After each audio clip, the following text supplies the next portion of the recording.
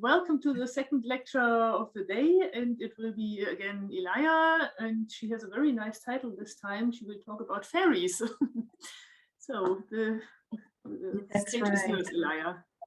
Okay, so differently than last time, this is the research area, the main research area that I work with.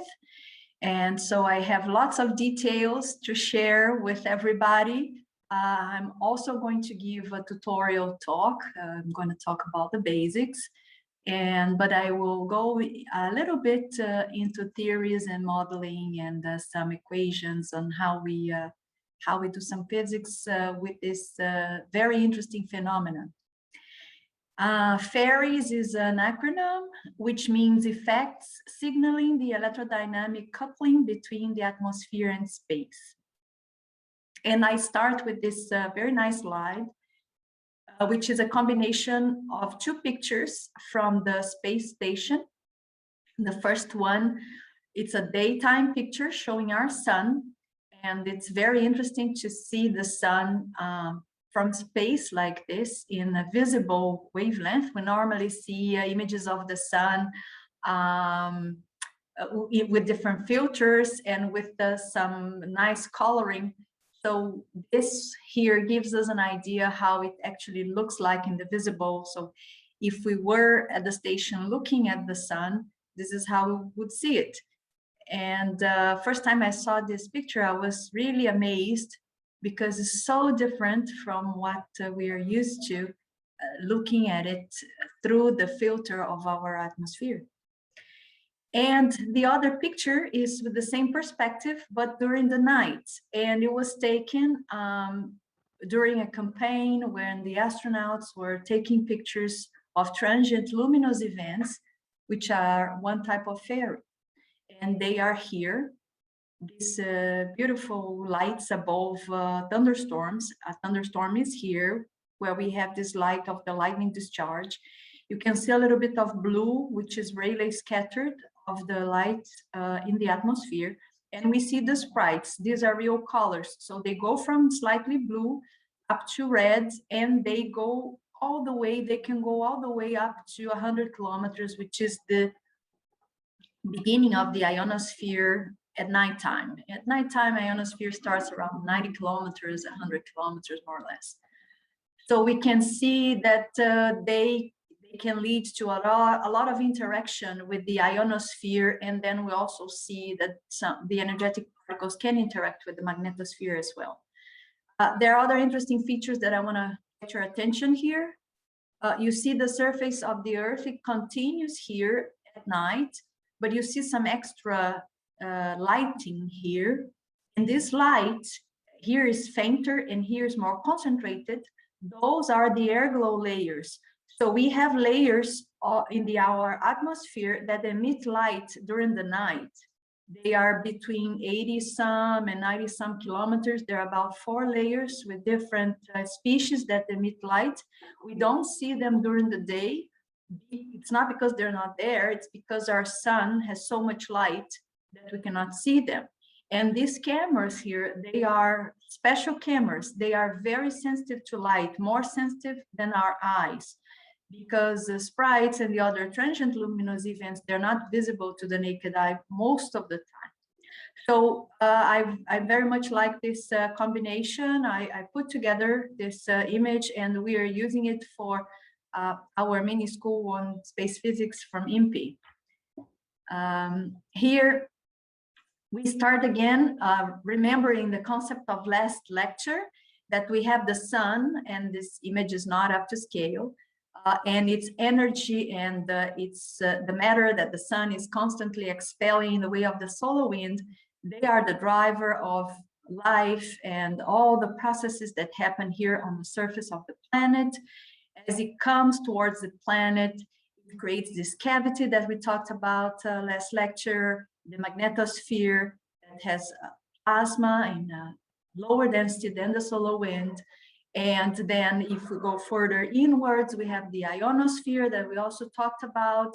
And Now we're going to see a little bit about the atmosphere and how phenomena in the atmosphere interacts back with this more space region like the ionosphere and magnetosphere, and how this energy, so how the energy coming from the sun gets to the surface and start to propagate back in its way to space.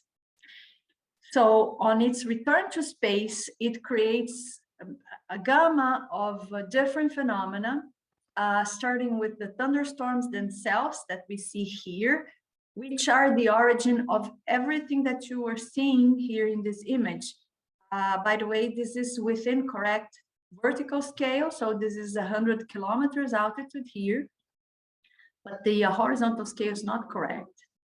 So it's an illustration. Lightning creates Whistler waves that can precipitate electrons from the radiation belt.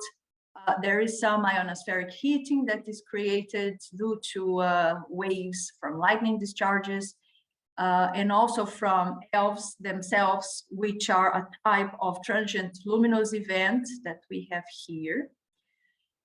And we also have energetic emissions like gamma rays, X-rays, neutron beams, electron beams, positrons, many, many different species. Those are the ones that we've seen so far that we measured.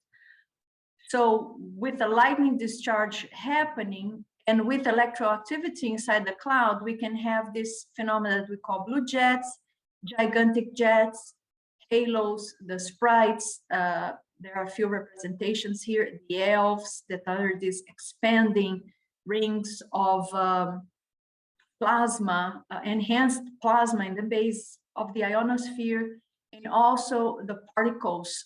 Here we see a representation of emission of gamma rays that propagate isotropically and can go up. And we also measure them on the ground. So not just going up, but also on the ground. And we have here a representation of energetic electrons and positrons that get trapped in the magnetic field lines after a certain altitude. And they bounce back and forth in the radiation belts in the ionosphere, magnetosphere. So this is more or less the outline, the topics that I will cover. I have a lot to say today. We're going to discuss in general how clouds are formed and get charged. We're going to see some about lightning activity, the FAIRIES themselves, both types. So there are two types of effects signaling this electrodynamical coupling. There are plasma, transient plasmas, which are the transient luminous events, and we have the high energy emissions from thunderstorms. And in the end, I'm going to talk a little bit about measurements that we make in Brazil, South America, and a network to make these observations called LEONA. So how do clouds grow? So first, we need two ingredients. One is the infrared radiation that gets reflected on the surface and starts going up to space. That heats up the air, and this air has to have moisture, which means water vapor. So when that happens, just from that, if the atmosphere is normally not very stable, so this will create some local convection and clouds will grow. We can also have some forcing like we show here in this picture, which are made by cold fronts. So if you have a polar air mass that's coming to the region and meets this warm, moist air, it will force the air to move up. Wind blowing through over mountains, we also have a similar effect. So we normally have a lot of convection near mountains and hills because of the orographic effect. And this is, so these are the two main ways, this just direct convection and mechanical forcing. So here we have an example of a cloud growing. And if I can pause the video a little bit, you see here the altitude and the pressure. And you can also see here some isolines of temperature. So this is 16 degrees, positive temperature, 0 Celsius, minus 22, and so on. And then you see as the cloud grows, it starts to push these isolines up. So it changes the vertical profile of temperature locally in the atmosphere within the cloud. So this is one of the effects that the clouds have, especially large clouds. And we can see condensation and formation of ice particles, and it reaches a point here where the temperature of this air parcel that is going up reaches, so it's a warm air parcel going up. It reaches a region where its temperature equals the temperature of the air. It suffers an adiabatic process in this growing. So at some point, the temperature of the air, this moist air, is the same of the external air. So it stops growing. But since it still has momentum, it starts moving sideways. So this is why when we look at thunderstorms, many times we see this structure that we call anvil, because of the momentum that still has. It cannot go up, but it needs to go sideways. And also not just because it reaches this same temperature, but also because the temperature of the atmosphere starts to suffer inversion. That's the region where the tropopause. So in the troposphere, the temperature goes down with altitude. It reaches a certain minimum, and then because of the presence of the ozone layer that absorbs the UV radiation, the air there gets warmer, so it starts to warm up. So the clouds don't have anywhere else to go, and they go sideways. And then we see also precipitation here. We see rain, and then this precipitation can also be hail and graupel, ice particles that can come down from the cloud as well. And also creates winds, strong winds. So there are a lot of things associated with it. This is a fast movie showing clouds growing, and you see the development of this anvil-like structure, even though this is not a thunderstorm, but you have an idea there. So we have water droplets, and then we also have formation. So this water droplets are formed by very tiny droplets, as you see here, that start sticking together and creating the larger drops that you see. And when it gets a certain size, the gravity force is not enough anymore to sustain it up in the air and start falling. So things that help to create these bigger drops are some things called the cloud condensation nuclei. So there are some particles that are present in the air and in the water droplets that help these large drops grow. And with collisions, they increase and they grow. And then at some point, if this is happening at certain altitudes, we also will have formation of ice crystals. Now, something interesting, that we can have water in the form of water up to -40 degrees Celsius. It normally freezes around 0 degrees, but there are certain things that happen that can preserve them in these tiny sizes at very low temperatures. Others will start growing. We also have something called ice nuclei that help them grow. And we have all these beautiful ice crystal forms, and then the crystals themselves also get heavier and they start falling. They will collide with these droplets and they will grow into graupel and eventually hail.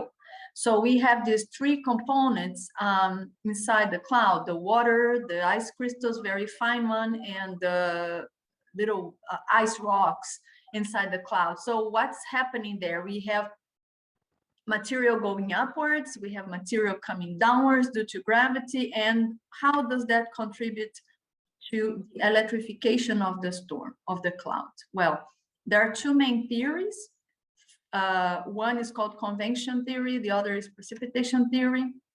The convection theory says that, well, the air has some positive ions due to cosmic rays, ionization. So these ions will come up with this air pressure that's going up already. So we're going to have a positive cloud that's growing. And eventually, we're going to have negative particles, negative electrons, free electrons, and other particles that will feel attracted by this cloud that has an electric field. And they will start to get entrained in the cloud. And then through the convection movement, they will different charge layers will form within the cloud. Excuse me. However, this idea doesn't explain that most storms have a negative charge layer between -10 degrees Celsius and -20 degrees Celsius. So another idea came about. Precipitation theory suggesting that, well, gravity has to play a role here because we have heavy particles coming down. So these particles, they're going to start to collide, and in these collisions, they will exchange charge. So this is what is represented here. So we have this charge that has this particle with some charge separation, and we'll have a collision here, and there will be some charge exchange here. And then it says that the heavy negative ions will make a layer between these temperatures, and light positive ions will form a positive layer on the top of the cloud. So the traditional model of thunderstorm charge is a dipole. You have a negative charge center here and a positive charge center on the top. But what measurements actually show to us is that there are many layers. So it's a charge layer structure inside the thundercloud. It's very complex, and layers can be slightly displaced and inclined, as you see here, because of the updrafts. This part is higher, and downdrafts, this part is lower. Many thunderstorms, simple clouds will have a tripolar charge structure. They will have a small positive charge in the bottom.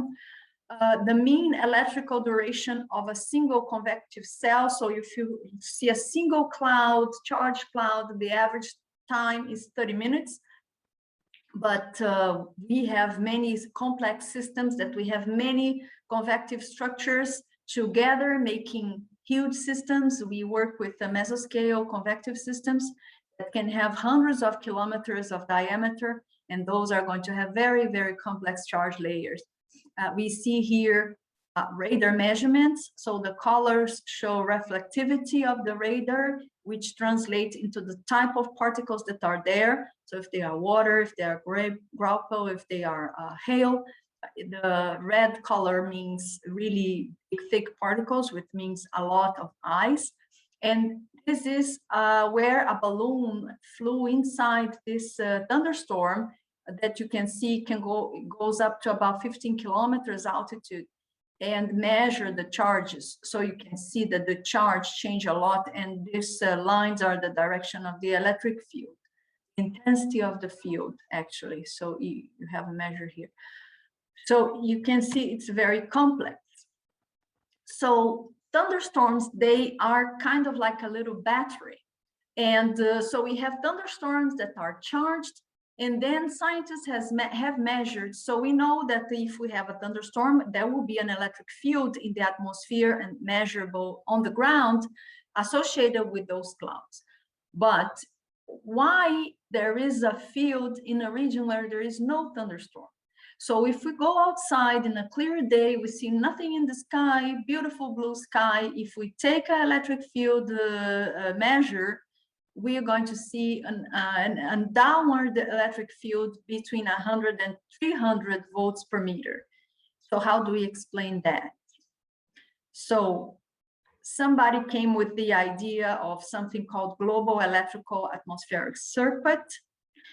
In this model, thunderstorms, they work as little batteries that keep electric field and current flowing from the surface of the Earth up to the ionosphere and through the magnetosphere as well. And these currents flow all the way to regions where there is fair weather, there is no cloud, and they maintain this electric field. And this circuit closes on the surface of the Earth. So the Earth is a highly conducting material, and the ionosphere and magnetosphere are as well. So we have, it's like two capacitors, two concentric capacitors, one the Earth, the other magnetosphere, ionosphere, and we have this global electric circuit. It maintains a potential difference of about 250 kilovolts between the ground and the ionosphere. Okay, so this is the general idea, and now we're going to start talking about lightning discharges themselves. So we know thunderstorms have charge.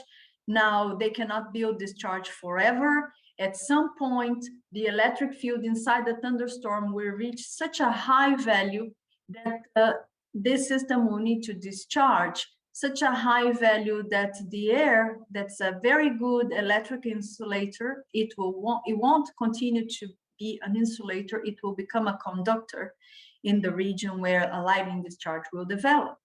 So in a vertical extent of about 12 kilometers, which is a typical extent of a thundercloud, we can have 300 kilovolts per meter of electric field. The most common type of lightning is called intracloud. So it happens completely within the cloud. We don't see any channel, any propagation, nothing. We just see this bright light in the cloud. They are 90% of the discharges. Then the second most common ones are what we call cloud to ground. So they leave the cloud, you see some here as well. They leave the cloud and they propagate towards the ground, and we can tell the direction of propagation by the direction of these ramifications here. When they are pointing downwards, it means it's coming from the top to the bottom. And when these ramifications are pointing upwards, we know that the lightning is coming from the ground up to the cloud. We also have a kind of lightning we call spider that it propagates in the base of the cloud for many, many kilometers. We know now that they can go up to hundreds of kilometers. And we have a type of lightning that's called a bidirectional lightning. We have a leader going up and one coming down. And this is an airplane in the middle. Now, you would not want to be in this sandwich airplane having this experience. And we also have a type of lightning that for a long time, it was thought to be a myth, which is called ball lightning, until some scientists managed to duplicate them in the laboratory. And I'm proud to say that they are from Brazil. This is from the Federal University here in Brazil. So these are images of ball lightning made in the laboratory. Something happened. So here we have an example of regular lightning discharge. This is a long exposure picture.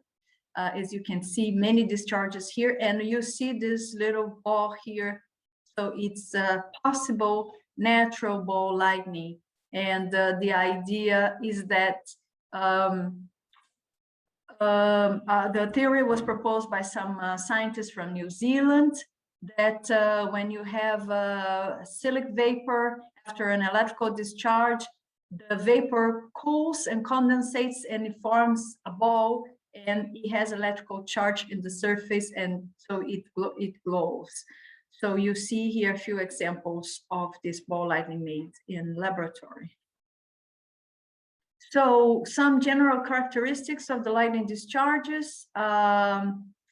They have a phase that's called stepped leader, where it goes propagating, finding its best way towards the ground, the regions of less conductivity where we can propagate easier. Normally, we don't see it. It's very faint, the luminosity here. It emits, we only see when it makes a connection, when it's near the ground. A connecting discharge comes up, they meet, and then all the charge flows within the channel downwards and the luminosity flows upward, and that's what we see, that's called return stroke. And then after this channel is established, we can have other discharges within the same channel, and they won't have all these ramifications, and they're called dart leader and return stroke as well. Here are some time scales, and you can see here the approximate speed of propagation of this thing. So 1/3 of the speed of light is very fast phenomenon. Here is a movie from a colleague from IMPI. It's a high-speed movie. You're going to see these steps coming down to the ground. You're going to see the connection. And when it connects, the return stroke is so bright that it saturates the whole video. And then you're going to see the channel and some other things again. It's a negative cloud-to-ground lightning. So you see the propagation there. It's near the ground and boom. And then you see the channel, the whole channel. So lightning can have many return strokes. Average number is 4. It can, at that time, it was measured up to 14, but there's more. The peak current, the average peak current, the peak that the current reaches during the discharge varies between 15 and 30 kiloamperes. So 15 and 30,000 amperes.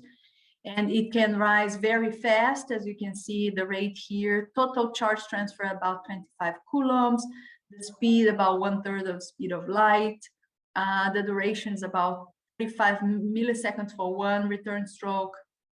When we have continuing current, an average of 100 milliseconds, but it can be longer than that. We have very rare, but there are some lightning that can last up to a second. The total duration and the interval between strokes here. So lightning are what creates the fairies, and all the electrical activity within the cloud that has to do with the charging and the lightning, which is the discharging, are responsible for these transient luminous events and these high energy emissions from thunderstorms. So there were some predictions and some early studies before fairies were actually discovered. And I'll just mention them here. In 1925, Wilson suggested that when there is a breakdown in the atmosphere, meaning when there is a lightning discharge, something else, another electrical breakdown has to happen in the atmosphere above the thunderstorm. So, you know, he got a Nobel Prize, and this was one of his interesting ideas. In 1966, Cole suggested that a runaway process should occur in response to lightning electric fields with intense lightning. Runaway means that the electrons or the particles, they enter the relativistic regime, and they their cross-section changes, and they interact much less with the surrounding medium, so they keep on going. So already in 66, Cole suggested that this was a possibility. In 67, Shaw documented for the first time an increase of cosmic rays associated with thunderstorm. Increase of cosmic rays with the energies about 500 kilo electron volts. In 1980, Martson suggested that the solar wind would control the Earth's electric field. In 81 and 85, Park and McCarthy, they detected lightning-related X-rays inside the thunderstorm. So they flew balloons above thunderstorms, and they measured the emissions of X-rays coming from the thunderstorm. So this was the first evidence of the high-energy emissions. In 1980, Halsworth and Baring made some high-altitude balloon studies. In 84, Woodman and Kudecki measured explosive spread F that were induced by lightning discharge. So first evidence of something happening in the ionosphere as a response of the electrical activity coming from below. In 85, Mike Kelly flew some rockets and made some in situ measurements of lightning electric fields in the ionosphere. And in 88, Inan discovered that early fast VLF events are related to lightning. And in 1990, he discovered that lightning can cause ionospheric heating. So we start now to see a coupling of the system from below, not just from above, coming from space, from the sun. And here we have this image from Kelly et al. Paper 1990, showing these measurements at 295-kilometer altitude, right in the ionosphere. This is an optical flash of a lightning discharge. And these are disturbances in all components of the electric field in the ionosphere. And this particular one is a 10 millivolt per meter disturbance in the parallel electric field, in the field that's parallel to the magnetic field. So showing this evidence of these perturbations in the ionosphere related to lightning discharges. This is data from the Demeter satellite, showing the energetic electron drift loss cone and lightning data from the National Lightning Detection Network in the United States. So we see here these panels. This is for August, summer in the Northern Hemisphere, and December, winter, for this energy range, 126 kiloelectron volt. Here's the latitude band and the longitude band, and the intensities here are showing enhancements in the region between L2 and L3, which is the electron slot. So there is an increase of electrons in a region of the magnetosphere that normally doesn't have a lot of particles associated with the lightning activity that's happening at that time of the year. Here we see a much less density here, and also winter there's not a lot of lightning happening. So this was a very nice study showing a correlation and impact in the magnetosphere of the electroactivity happening on the surface. Okay, so now we start talking about specifically the transient luminous events that we see here in this image. So we're going to talk about each one of us. The sprites, I'm going to talk more deeply. They are the ones that were first discovered, and we have many more measurements and studies on sprites, so we know a lot more about sprites. And making a little historical perspective here. Something went wrong, I'm sorry.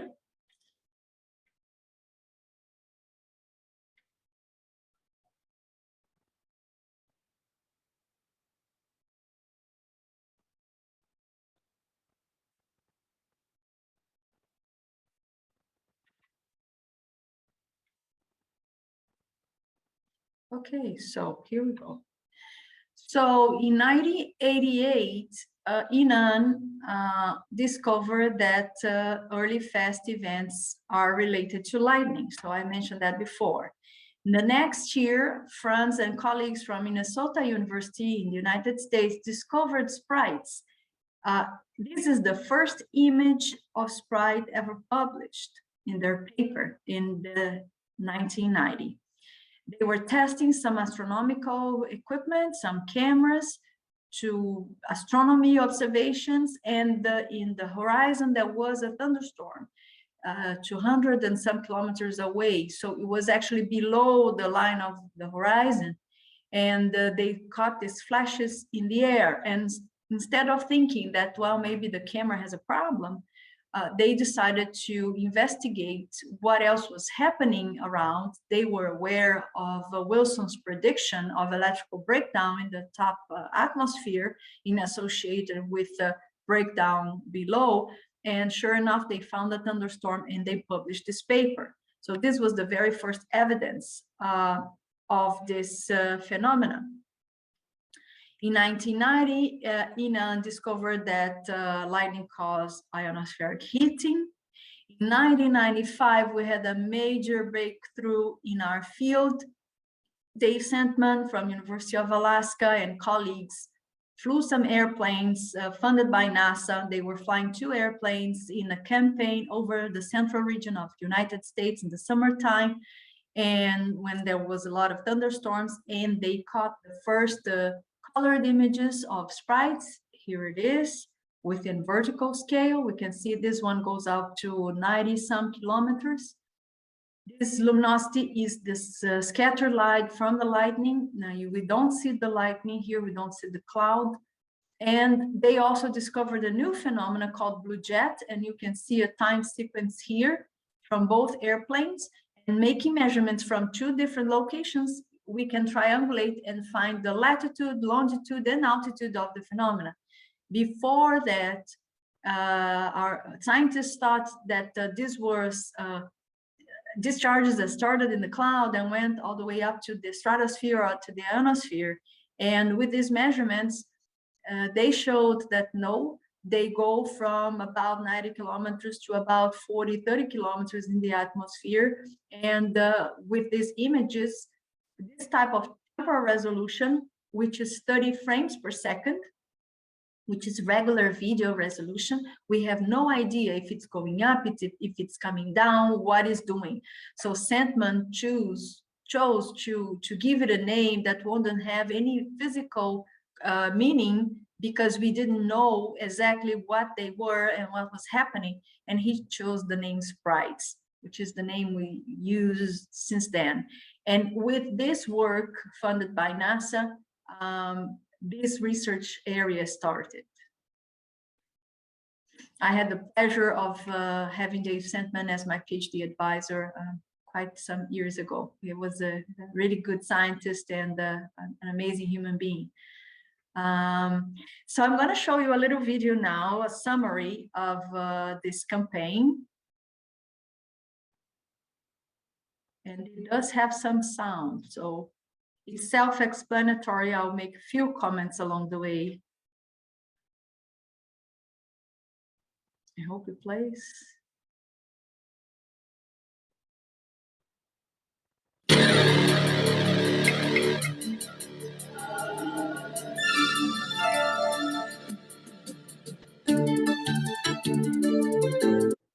Sorry.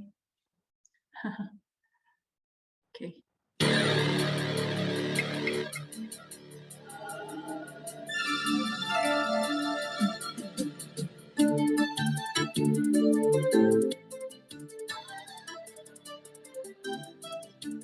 So they put together this video to share the information about the campaign.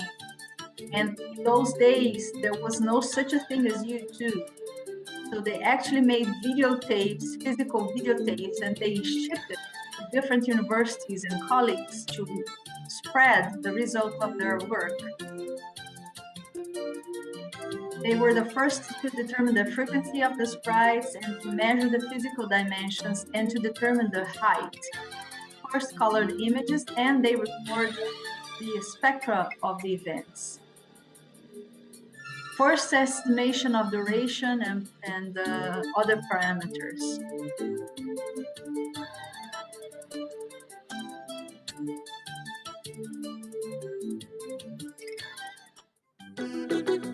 So these are the airplanes that flew. They had an all-sky camera pointing upwards, 180-degree field of view, and these cameras through the windows, those were wide-angle cameras. Those days, we used the monitors, and the cameras were really, really big, as you can see here. Tape recorders. This is how they got the data.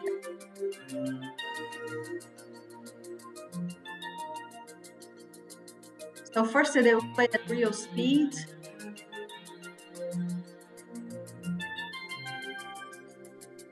There it was. Now in slow motion, so we can see a little better. Some development, but not really. We see multiple sprites, which is quite common.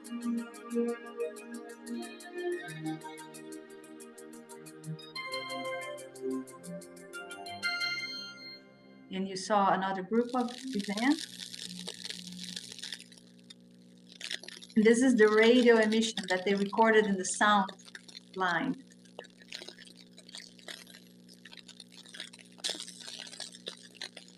So this pop sound, it shows that sprites themselves have some they create electromagnetic waves, radio wavelength. And with the two aircrafts, they determine the location of the events. So you see, you can make a triangle, and that can calculate the location, the altitude, the vertical extent.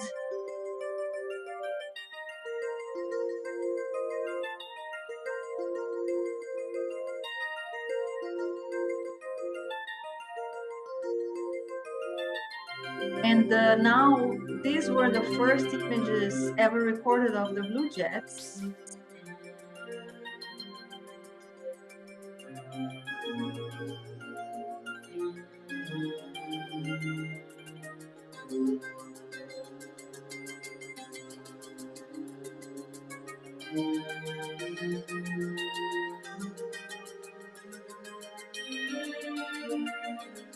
It's harder to see because the blue doesn't make a lot of contrast with that image there.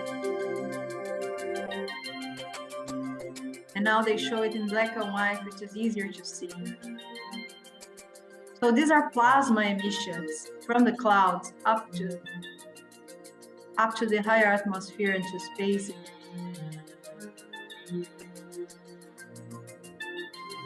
So this is the beginning of the field. So this is how it started. And then in '96, the ELVs, which are emissions that happen in the bottom, excitations in the bottom of the ionosphere, were discovered. In '99, Sternberg-Nielsen made the first high-speed observations of transient luminous events, and I was fortunate enough to participate of this campaign. And in 2001, Barrington, Lee, and Westcott distinguished halos, which is what you see here, alone and with a sprite, from ELVs. Up to that time, people thought that they were the same thing, but we realized that they are two different phenomena. In 2002, we made the first observations from Brazil. So this is the very first sprites that were observed from Brazil. And from this campaign, we collected 18 events. We made ground observations and we made airplane observations, but with a single airplane. In the early days also, there were some observations from the space shuttle. There was a mesoscale experiment to look at the thunderstorms and lightning and the optical emissions from thunderstorms in space, and they register ELVs, as you can see here. They look like an enhancement in the air glow layer. This is lightning discharge. This data is from 94, 98. And you see here a sprite. So after the phenomena were discovered, after sprites and all the other phenomena were discovered, people went back looking at those tapes, and they found that this experiment had registered many events, as you can see here. This was another experiment from the space shuttle, now with a colleague that had from Israel. There was an Israeli astronaut on board the space shuttle who made these observations of ELVs here in this region here over the Pacific, in this region. So there are things that we call transient air glow enhancements that I believe are actually ELVs that don't quite have the hole in the middle, and here we see several of them. And the spectrum of the sprites was analyzed first. This is from the Sandman et al. Campaign, in comparison with the spectrum of aurora. So the vertical lines you see here are aurora emissions, and the curve here are sprite emissions. And from this comparison, we realized that the physical mechanism that creates sprites is very similar to the one that creates the aurora. So electrons get accelerated by a strong electric field and create ionization and excitation. And here is a diagram showing the emissions, the colors, the durations, and the regions of the transitions. Also, they have characteristics that are similar to air glow excited in the ionosphere, emissions, optical emissions in the ionosphere. So this is from an experiment that I participated in University of Alaska with the HARP program.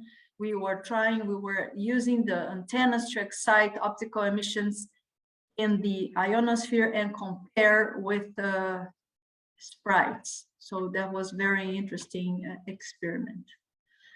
So the general mechanism is that we have this charge structure in the thunderstorm, and when we have a lightning discharge, this region that was shielded from all the thunderstorm charge because of charge induction in the atmosphere, mainly close to the cloud, it feels this strong electric field, and free electrons will be accelerated upwards by this electric field that's pointing downwards, and they will excite and ionize the air molecules to create the sprites. So this is a time distribution of the time interval between sprites and the lightning that created them, and we can see an average timing of between 10 and 20 milliseconds. So sprites are slightly delayed after the lightning. We know nowadays with the high-speed cameras that we can have sprites that are very, very fast.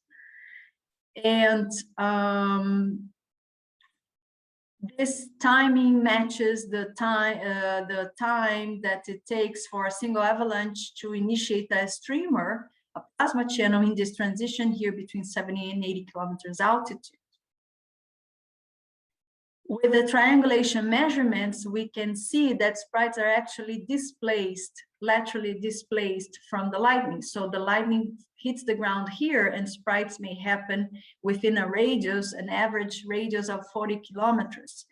And in the beginning, because of the theories, we used to think that they would happen directly above the region where the lightning hits the ground or the charge is removed from the cloud, but not necessarily. So there are some atmospheric factors that play a role in determining where TLEs are going to start, sprites particularly. So they are modeled using a cylindrical model, a dipole charge distribution that's described using a Gaussian, as you can see here. We solve Gauss law, that's described here. We solve the continuity equation for the original thunderstorm charge and induced charges in the atmosphere, and the same for the current density. We used simplified Ohm's law, where the current density is proportional to the electric field with a conductivity of the atmosphere, and we write the electric field as a gradient of a potential using Poisson's equation, which is easier to solve, and modifying the continuity equation to this format as a basic formulation to model this phenomena. So this is the basics. Now, when we go a little deeper in the modeling, so this is part of the work that I did for my PhD, and then other people have done this type of modeling as well. The conductivity is described by ion conductivity and electron conductivity. The ion conductivity is just, we assume it's constant. The ions move very little in the atmosphere in the time scale of this phenomena. And this is the electron, the total conductivity. That's a combination with the electron conductivity that is calculated like this: the electron charge, electron density, electron mobility, using Chapman's theory of ionospheric charge description. And the conductivity changes with the electric field because the mobility depends on the electric field and the density, electron density as well. So it has to be solved in a self-consistent way, and the mobility has this very complicated relation here with the electric field.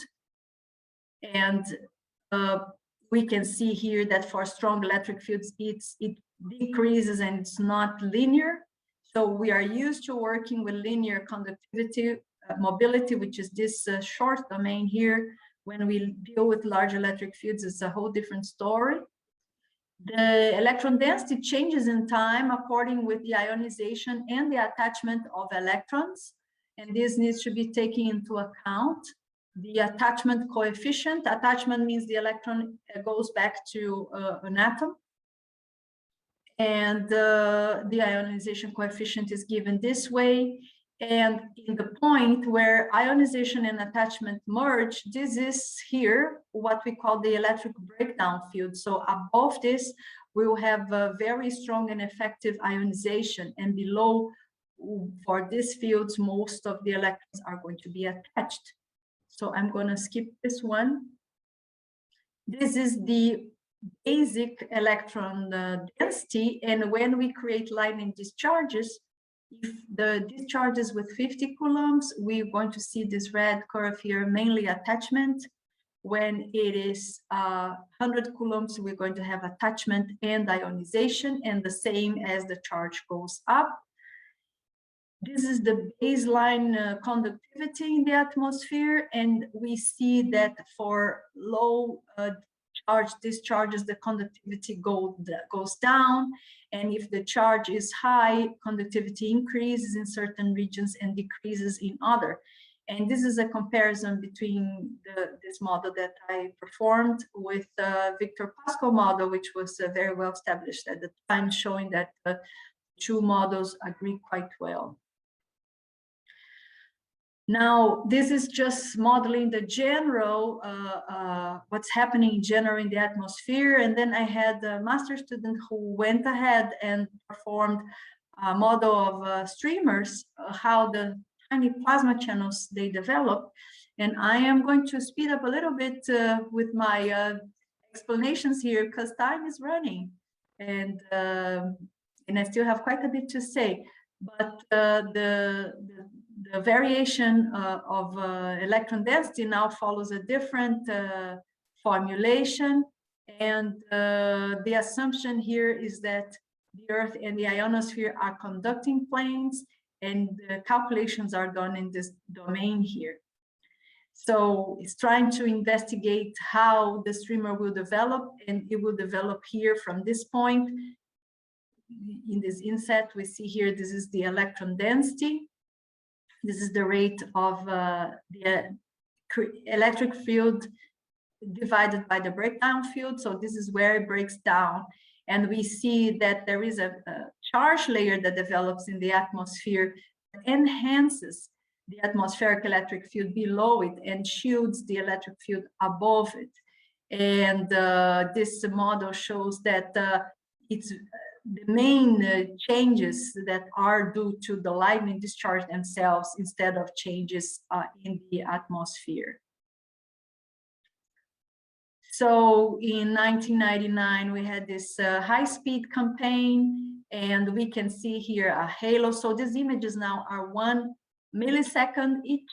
Before they were 33 some milliseconds each, now 1 millisecond each. And we can see a halo here starting and a plasma streamer channel starting, and the next millisecond, the whole event is fully developed. So 1,000 frames per second, still not enough to time resolve these events.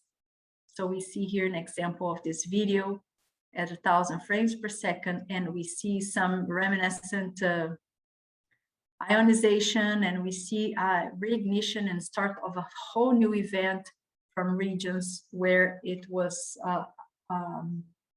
already there was some residual ionization from Sprites. In 2000, we had the publication of telescopic imagery of Sprites, and we realized that they actually are indeed composed by these really tiny 10 streamer channels. Nowadays, this is a very recent photograph from a couple of years ago, Sprites over Spain. We have very fine detail. We have high digital images, and we can see here, these are really, really thin plasma channels here. So very interesting physics going on here.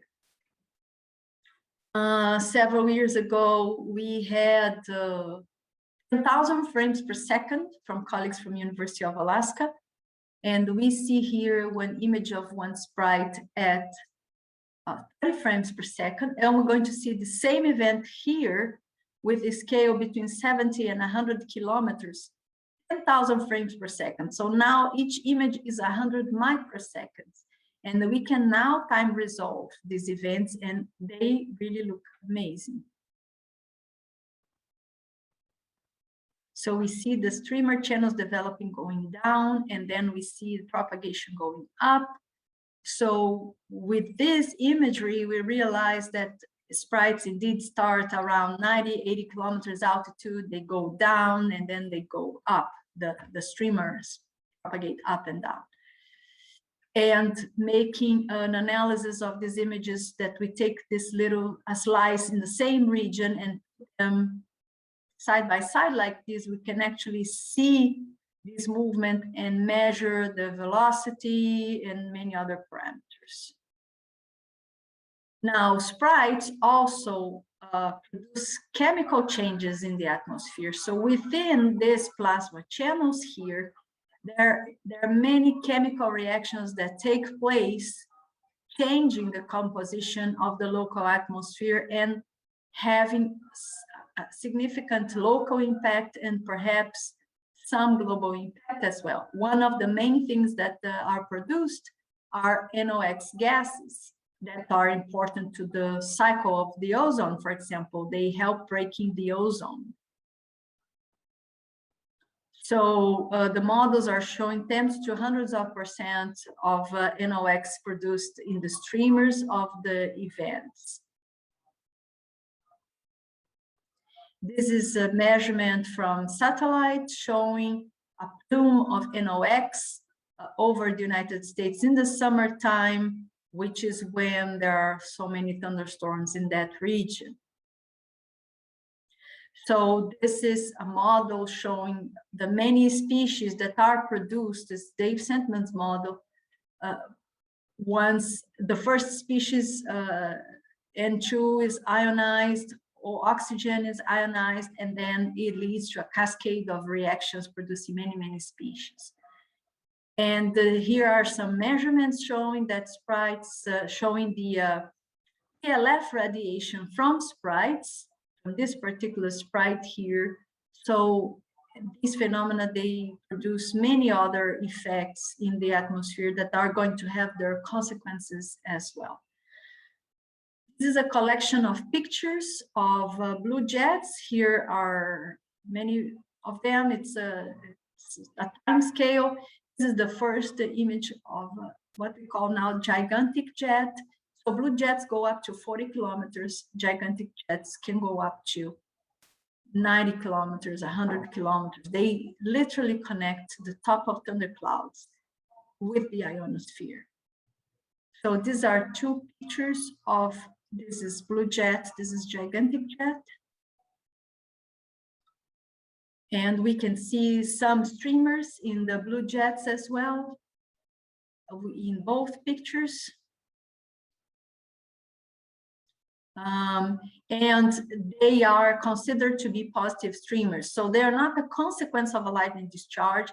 There's some electrical activity in the cloud, and they are a lightning that starts up to space and change plasma regime. They are a positive streamer happening from positive cloud layers, positive charge layers here within the clouds that going up to the stratosphere, and the gigantic jets are negative streamers. So this is a gigantic jet seen from a satellite called Formosat-2 with a suite of equipment called ISHU.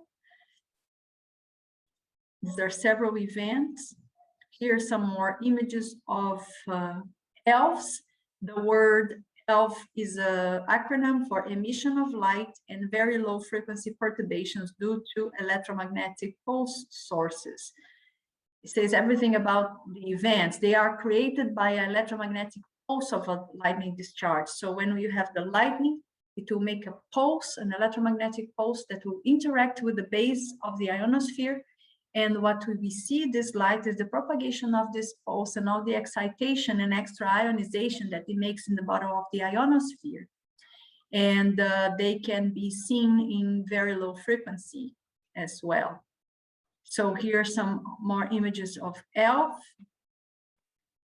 And this is a comparison between a model of a ELF, which is here, and a model of a halo. So we can see that the physical scale is different and the type of emission is different. And these are more measurements from this Formosat satellite 2 satellite with the initial equipment. It's an imager of sprites and upper atmospheric lightning, showing a global distribution of these events. Sprites happen at the rate estimated, of course, 1 per minute, halos 1 per minute, and ELFs 35 per minute. So from the ground, they are very hard to see because their emissions are the fainter ones. But from space, because they are in the top of the atmosphere, they are at 100 kilometers. When this emission comes to the ground, it will go through the whole atmosphere and it will be absorbed. Oxygen absorbs this emission. But when it goes up to space, the atmosphere is getting more and more rarefied, so the light can propagate and easily reach the satellite. So we were surprised, but ELFs are the most frequent TLE. And we can see here the lightning global rate for comparison. We can see that the occurrence regions are where you have strongest lightning discharges. And here I'm going to talk about, start talking about the high energy emissions. And I think this is a good point to make a quick break to take some water and whatever we need and come back soon.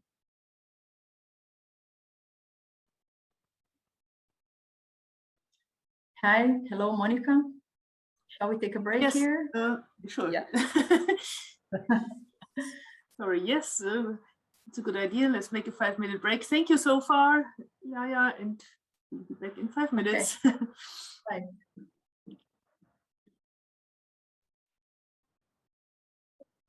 Okay, yeah, let's continue.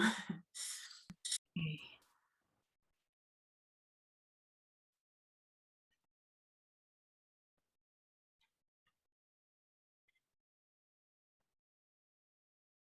All right. So now we're going to talk about the high energy component of the FAIRIES, what we call heat, high energy emissions from thunderstorms. So they were first discovered in 1994 by Fishman and colleagues using data from the burst and transient source experiment, BATSI, on board a satellite, Compton Gamma Ray something observatory. I don't remember exactly the name. They found some strong correlation of pulses like this one here with lightning discharge. So this is a picture of the observatory. It had very large particle detectors. You can see that the detectors are pointing towards space. So these were not made to look for energetic emissions coming from the ground, but they were for astrophysical studies. And it turns out that the energy of these pulses coming from the ground up to space, these gamma rays, they are so intense that they go through all the fuselage of the satellite and they still sensitize the detectors, as you see here. So it was associated with this thunderstorm in this region here. After this, colleagues started studying data from the RASI satellite, another astrophysical satellite, and they were detecting pulses of gamma ray in locations that you can see here, this axis, over these regions in the planet. And if you notice, we have a black region here because of the magnetic anomaly that I mentioned last time. The satellites turn off, they use high voltage equipment, so they don't want to damage the equipment when the satellite is flying over this region. if they were to follow the lightning density, which is the red color indication here, there should be a lot of discharges in this region here and also in the central region of the United States. So we have another very nice movie from NASA from when the colleagues who work with the Fermi Observatory, also satellite, they discovered they didn't just measure terrestrial gamma ray flashes, TGFs, but they discovered that thunderstorms also make antimatter, positron emissions. So I'm going to let the movie speak by itself. No, I didn't play. Let's see.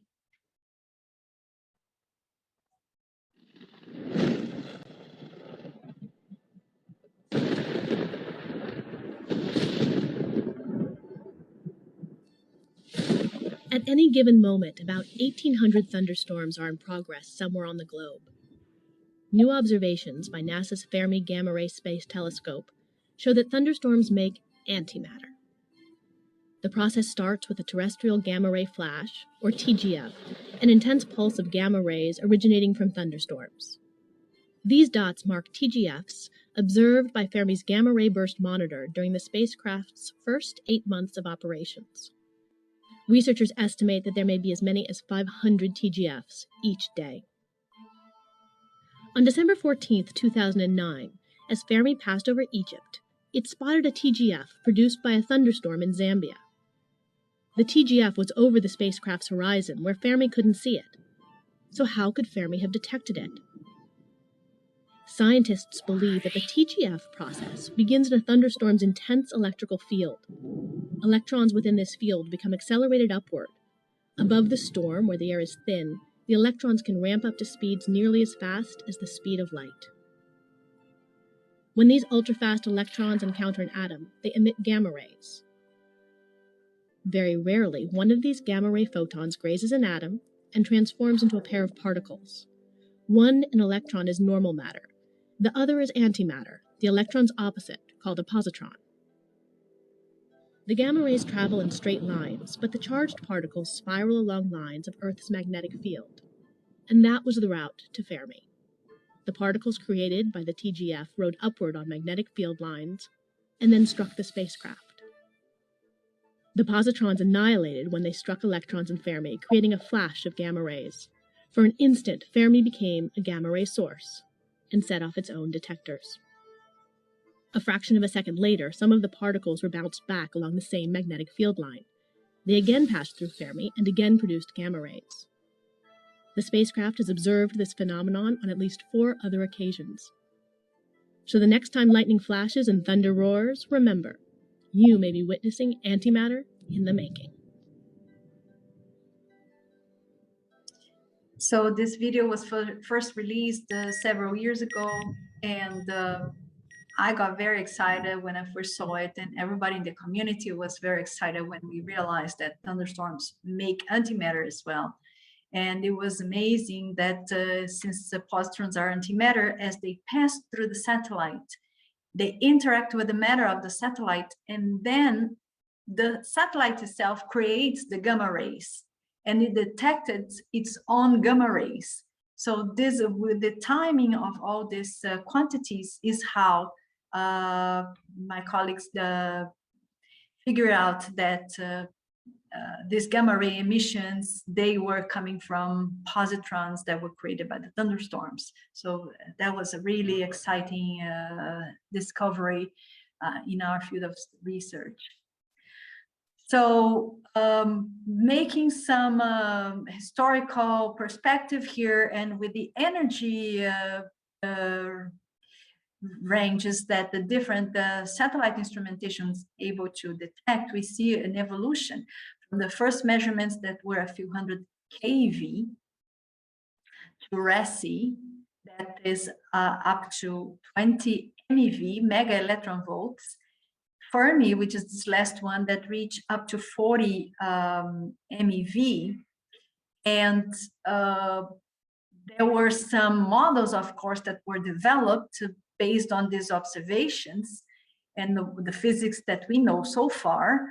But more recently, the satellite Agile had measured gamma rays between 350 keV and 100 MeV coming from thunderstorms. So they also measure, all of these are astrophysical satellites, so all the sensors are towards space, they are measuring things coming from out of space, they're also detecting these measurements coming from the surface. This is a little schematics showing how they are created. Now we know they are created inside the thunderstorm. In the beginning, we thought they were created by sprites higher up here, but as the calculations were performed and the measurements were made, in order to fit the spectrum lines, they realized that they are actually made inside the thunderstorm. So with these measurements, the best of our models, it breaks. We don't know how to explain energies in that range. So this is a spectrum from the RESI and different fits with these colors here with different atmospheric densities. And the best fit shows that the thunderstorm, the gamma rays are made deep inside the cloud, about 11 kilometers altitude. So again, the model of these things starts with the basic electrodynamics, which we saw before.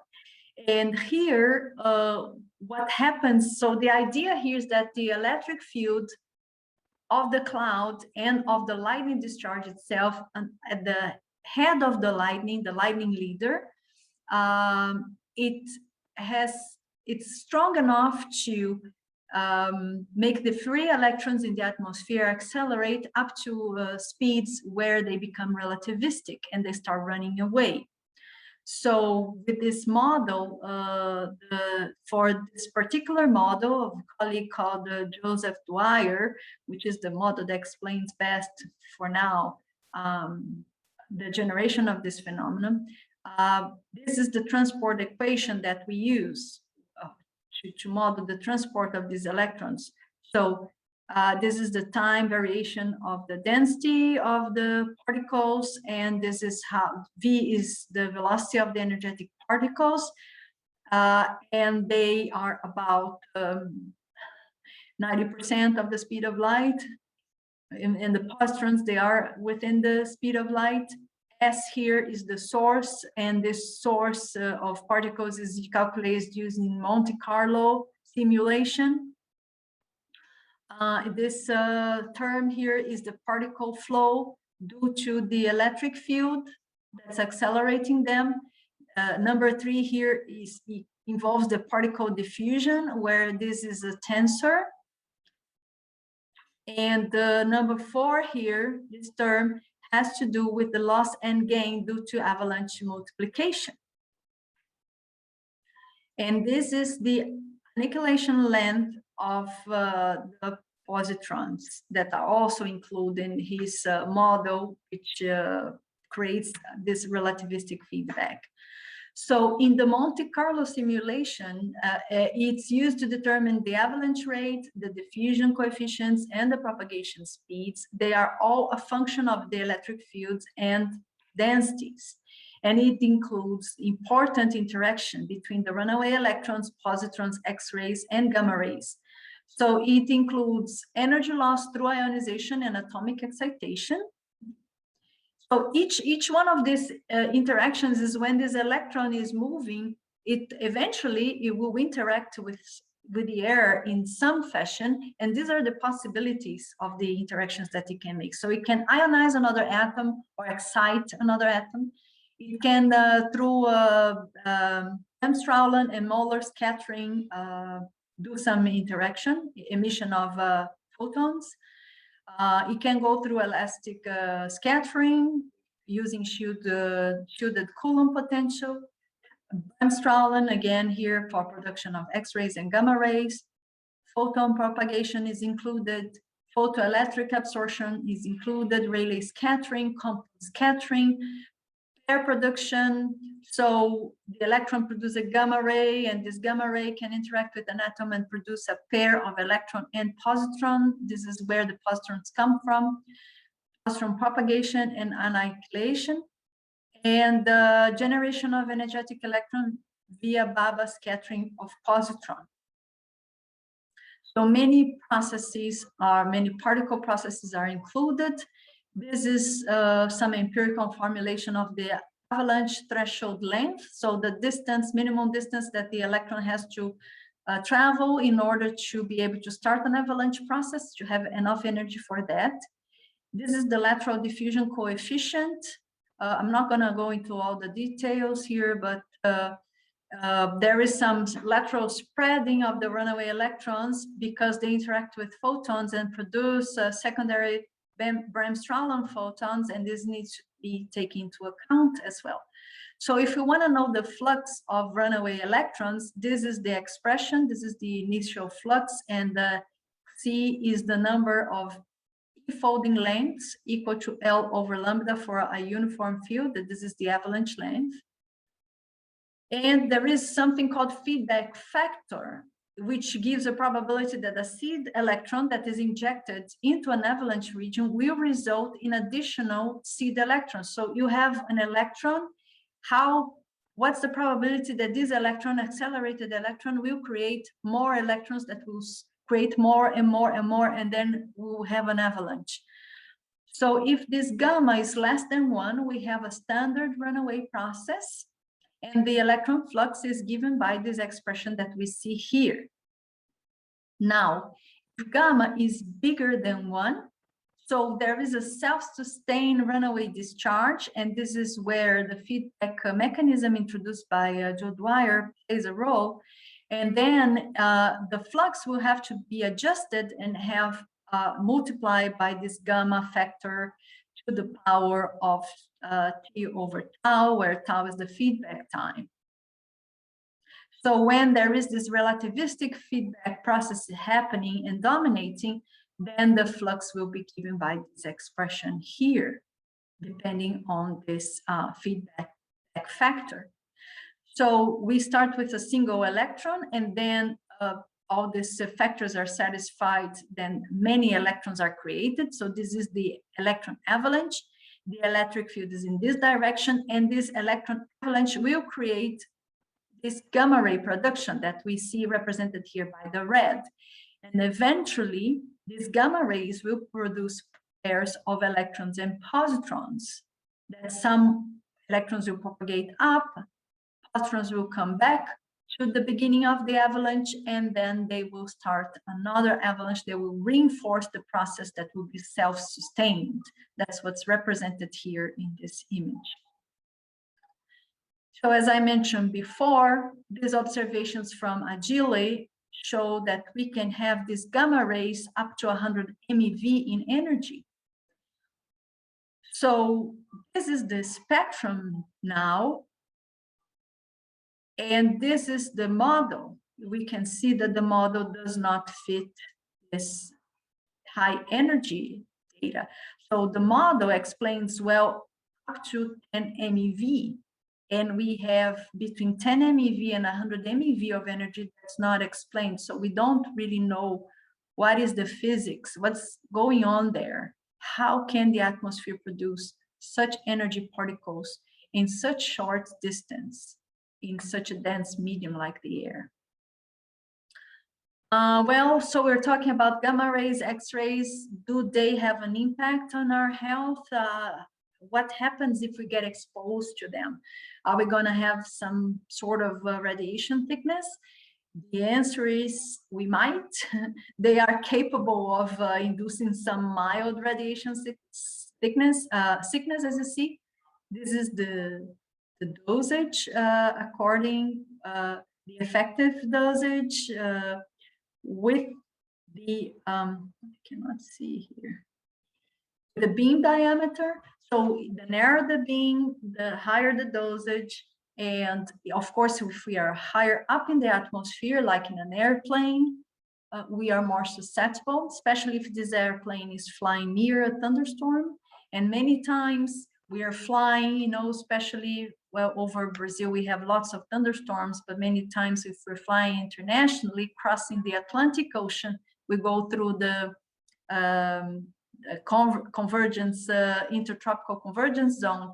And there, you know, many times the pilot has to go around the thunderstorm. So we are exposed when we are flying in those situations. And of course, the astronauts on board the International Station, they are also exposed. This is the regulatory limit, and we can see that they are very much higher than that. So those things need to be revealed, facing the new knowledge that we have nowadays. Looking at the energy map of this process here, we have processes that are happening in the outer shell of the electrons, and we have processes in the inner shells, and we have nuclear processes happening. So the outer shell is the domain of standard photochemistry and electric discharge physics. So we have molecular rotation, we have molecular vibration, we have dissociation, excitation, and we have ionization, which is the most energetic one, which is when we take an electron out of an atom. And then we have these other things here. If we go interaction deeper within the electron cloud, Compton scattering, OJ, X-ray emissions. Then we have positron annihilation. We have neutron emissions. There are emissions of neutrons. So a neutron comes out of the nucleus of the atom and is emitted as a result of this interaction with photonuclear reactions. So many energetic processes happening in this realm. I didn't put a slide here. I had one before, but I've taken it off. But we measure neutrons on the ground of very high energies. And we also measure them on board the spacecrafts that have neutron detectors. So a lot of phenomena, of high energy phenomena that we don't understand yet, and which other particles are there that we're not aware of because they have simply not been measured yet. So we need to design new experiments to measure these other particles and make these investigations and have a more clear picture of the physical mechanisms that are actually happening there in this high end of the energy spectrum of these particles. I'm going to talk a little bit now about the measurements that we make in Brazil. So the first campaign was in 2002. And between 2002, we made several field campaigns. You see here a summary of it. We got 18 sprites in the first one. In the 2006, we got more than 400 sprites from a single storm. What you see here in color are the locations, estimated locations of the TLEs. So these are the locations of the campaign in 2002. Then in 2005, we went here to the central region of Brazil. We saw these TLEs, were 11 events. 2006, we went here. INPE has an observatory here. We have a very nice viewing condition towards Uruguay, Paraguay, Argentina, and Brazil as well, of course. And these clusters of black stars are locations of the two different storms and TLEs that we saw over those storms. We came here again in another year, and we made these observations here, the pink ones in 2007, and then 2008, we went here and we made these observations here that you see in blue. And you notice that everything is done here in the region of the South Atlantic anomaly. This line here is at 23 degrees, that's the tropics, the geographic tropics. So you have an idea. We have some tropical region and subtropical region here. So this is a collage of some of the sprites that we saw in these different years. And they are a result of two different types of convective systems. So tidying up with what I said in the beginning of the talk, just a regular convection with no forcing, just the warm air, moist air rising up, creating clouds and lightning locally, which happens more in this region. And then we have mesoscale convective systems, so very large systems that will produce lots of charge and then lots of these events, which are the systems that we observed here. And here we do have polar air mass that comes from the south and meets the warm, moist air here in this region, which is one important feature of South America that I will mention later. So here we'll see a movie of that system that created more than 400 TLEs. That's the location of the observatory. The colors here are the temperature of the top of the clouds seen by a satellite, GO satellite. And you will see that these clouds do not get very cold, which means that they are not very high, and they produced more than 400 events. So we were very intrigued on what happened here, because we understand that they have high vertical extent, means that you have a lot of energy pushing this cloud up, and with that you have a lot of electrification. And when the cloud is not that tall, we know that there isn't that much energy in the system. So what happened that created so many TLEs? You will see the sprites as a circle, and this is within scale. This is 30 kilometers radius. Now, we don't have triangulation. We estimated the location, so this is also the error of the location estimate. And halos will be in red. And the dots will be some lightning discharge, the 10% most intense detected by a global network. We don't have sensors here to make good lightning detection in this region. So you see the clouds growing here and merging different cloud systems. At some moments, we do not have the satellite data. And this is the thunderstorm that created all these events growing here. So you see convective regions developing, and you see already TLEs happening above this cloud system. And satellite did not take data in many moments, which is a pity. And then we still see the sprites, and then the storms start to die. So we were very intrigued in what happened, and we used data from another satellite called TRIM, which has a radar and has different bandwidths, and we can measure different things. So here, this is optical data from this TRIM satellite, radar data, the colors here, and this line is a line where he also has a sensor that makes a vertical profile, a radar vertical profile of the cloud, and this is what we saw. Now, this is at the moment, at the end of the thunderstorm. So he passed two times, one in the very beginning and one in the very end. So this is the data that we had. So we see that in the end of the thunderstorm, it was very short, only 6, maximum 8 kilometers altitude. So it really was not very well developed storm. But looking at the very beginning in this bandwidth, in which we can see the ice content, which is what the colors show, we can see a nucleus of very high ice concentration in this system. So we were intrigued on how can it be so much ice in a storm that was not that strong, and it had a lot of charge. So we started looking at what was happening in that region, other geophysical phenomena, and we found out that there were many forest fires, which is shown here. Each point here is a region where there were forest fires happening. And the forest fires, they produce aerosols. Some of these aerosols may change the charge electrification of water droplets inside thunderclouds, like what we had.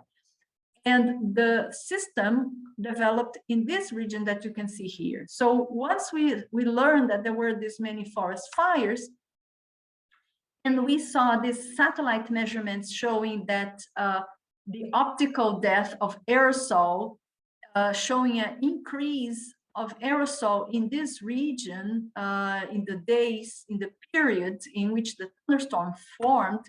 So we had a colleague run a model that took the input data from this forest file and this satellite data, and he calculated the transport of these aerosols using winds and etc. And first thing that we saw is that prior to when the thunderstorm started, there was so much aerosol in this region where it was created. And as the time progressed, throughout the development and the end of the storm, we saw that this aerosol content decreased. When the thunderstorm ended, there was no more aerosol. So what we figured out is that this storm ingested all this aerosol, became strongly charged positively, that led to the creation of so many sprites and other TLEs. And then since the aerosol was in the water droplets and the ice crystals, when they came to the ground and the storm was gone, there was no more aerosol in the atmosphere. So it cleaned the atmosphere, and they do that. Thunderstorms do that. So we correlated the high aerosol content with the strong electrification of the storm and the high incidence of transient luminous events. So because of this combination of factors and a few more things that I'll show later, we started, and it's not so simple to make field campaigns, we started a ground network to make observations. And that's what LEONA is. It's the Transient Luminous Event and Thunderstorm High Energy Emissions Collaborative Network. So this is eventually the coverage that we would like to have. And the objective is to make consistent and long-term measurements of FAIRIES in this region, and also to create a collaboration research network among scientists in this Latin American region. So I already mentioned an important feature of South America, that we have these cold air masses coming from the south that are a strong forcing to create these very large thunderstorm systems here. There's another factor that the air blowing over the Andes Mountains is also a forcing factor to create large thunderstorms. And this scenario is very similar to what happened in the central region of the United States, which is a region very well studied and that has thunderstorms similar to the ones we have in South America. Here, the warm moist come from the ocean here, and there is this wind coming here. And the polar air masses play a minor role in this region. The other similarity is that the moisture air comes from the Amazon base. So this moisture coming from the Amazon is guided by the Andes Mountains and comes to this region. And this combination creates very large thunderstorms. It turns out that South America has the largest and the most severe thunderstorms in the world, determined by satellite studies that study thunderstorms all over the globe. So it's an important region for us to look at these effects, especially because of the South Atlantic anomaly that makes it very hard nowadays to have satellite measurements in this region. So here's some images of meteorological systems with the intertropical convergence zone, which is a feature always present in South America. These systems are large, even though they seem to be small. And here we really have, as a way of comparison, a much larger system. So this is a gigantic system. This has more than 1,000 kilometers extension. Here is another feature that is called the South Atlantic Convergence Zone, which it's a connection, direct connection between the humidity in the Amazon and a high pressure region here over the ocean. It creates this line of convection all over the country. And here is another image showing tropical convergence during summertime. So you can see there's always convection happening in this continent. This is a graph showing lightning measurements from space. We see here very strong incidence of lightning. This is the Congo Basin area in Africa. considered to be the region with the highest lightning rate. So this is the second highest lightning rate, but it has the longer thunderstorms with the most hail and many other severe factors. And again, just to refresh your memory, this is the South Atlantic magnetic anomaly here. So region where the magnetic field of the Earth is the lowest intensity. So Leona network has the stations in these locations that you see here.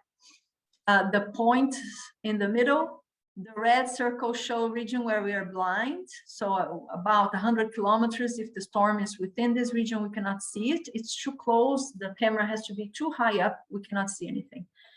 And the green circle show the maximum range that we can see events, transient luminous events. So you can see that we cover this very intense region very well. We have all these sensors in Argentina, so we cover Argentina, Uruguay, and a lot of Brazil here, Paraguay as well.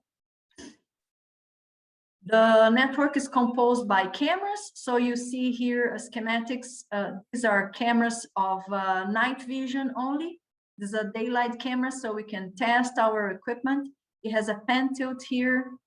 I need a few more minutes, but that won't take too long to finish. This is a pen tilt. It rotates, so we can choose the azimuth and the elevation that we want to point the camera. This is the one that we installed in Argentina, and we need this kind of clear horizon so we can see very far away.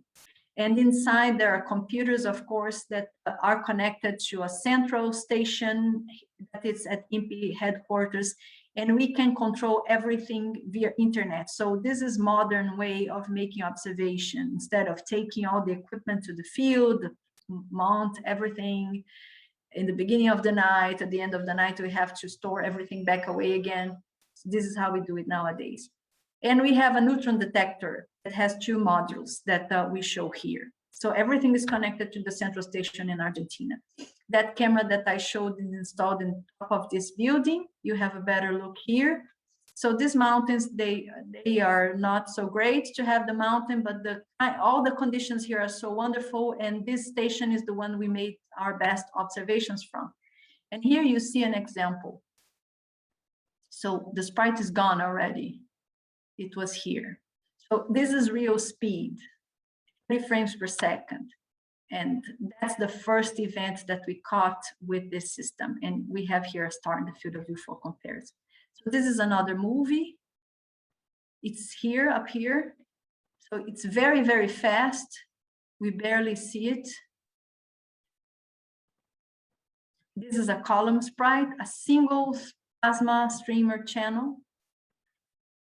And this is an example of what we call a dancing sprite. So you see several here. It's very fast. This is at real speed. You barely see it. I'll play it last time. And then we did the slow motion that I think I show later.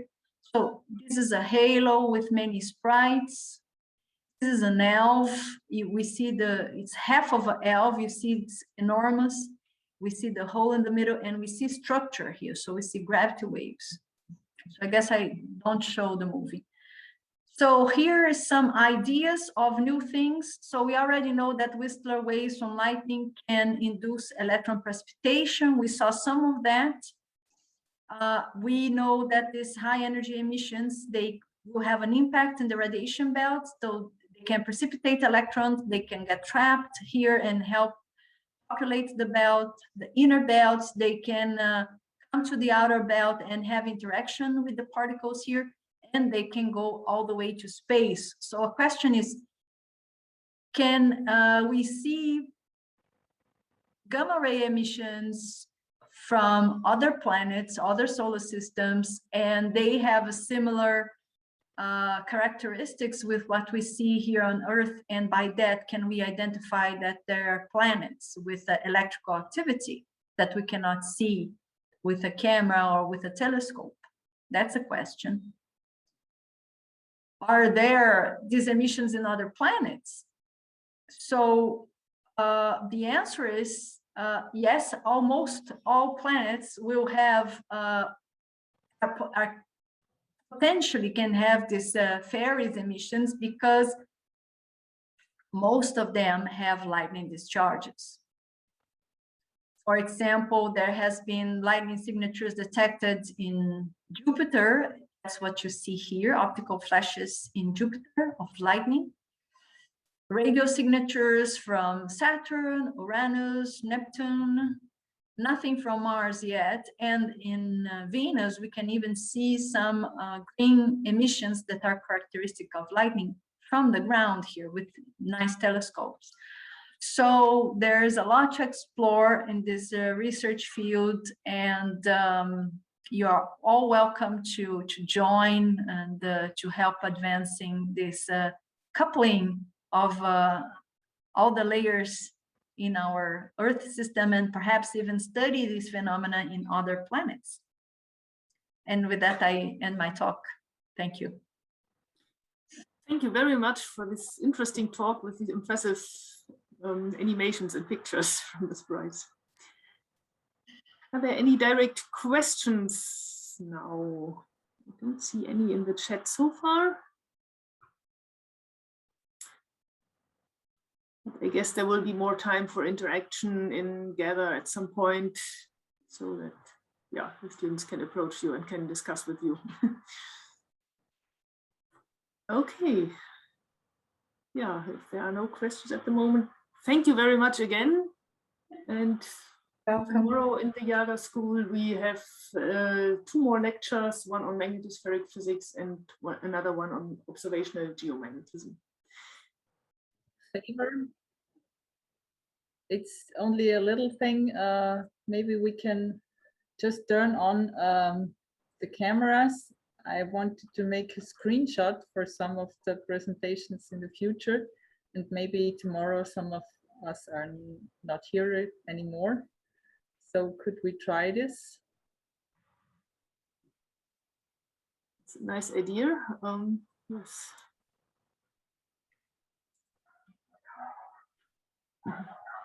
Will take a little, I guess.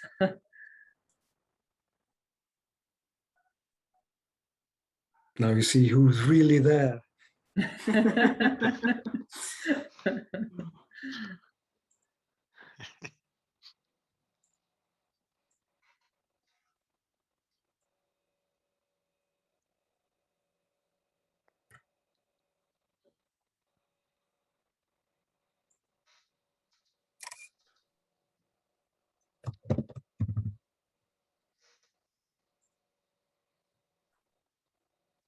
Okay, I'll try.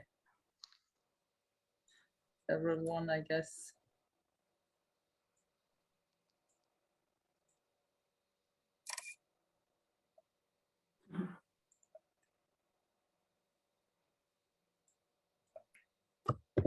Will you put the screenshots in the Slack again? I will do, yeah. Great, thanks. Okay, I think there are not more around, so